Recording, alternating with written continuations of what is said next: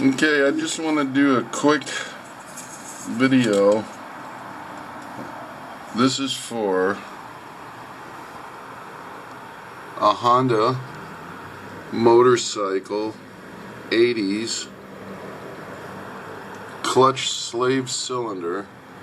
I want you to notice something. Notice the thickness. That's called an insulator. It's not a gasket. There's what the insulator looks like. And trust me, you can order both parts. This is what the insulator looks like. And put a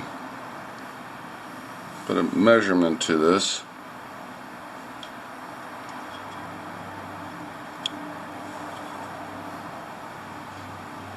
It's about 3 mils. This, on the other hand,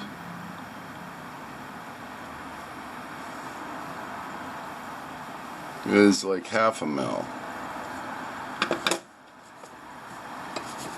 This is the part number for this, and you will find this gasket listed, and sometimes erroneously listed as an insulator, and that won't do the job that it's supposed to do.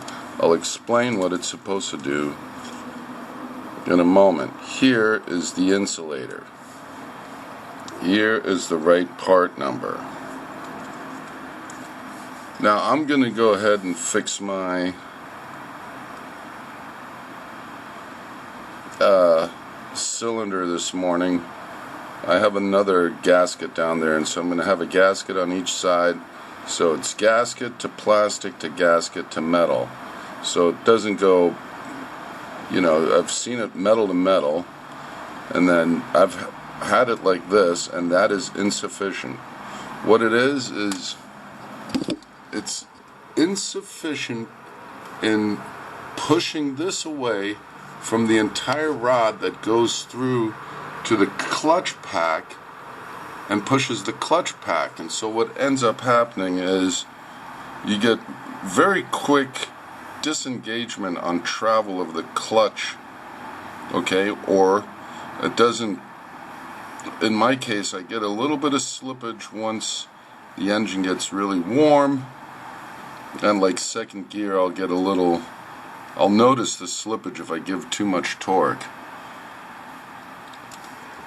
This gives it the right distance, so this is kind of a engineer's calibration tool. It's a shim. This gives the right distance from piston to clutch throw out, so that you have decent engagement of the clutch pack, and your clutch will take a little bit of a squeeze before it starts disengaging, before it starts slipping. So again, you need this in here. If you're a second owner or beyond of the bike, you may find this piece missing, and you might have a slippy clutch. Okay, so check for that, and notice here's the right order, and here's the order that you can sometimes receive. That's the gasket, and that's the insulator.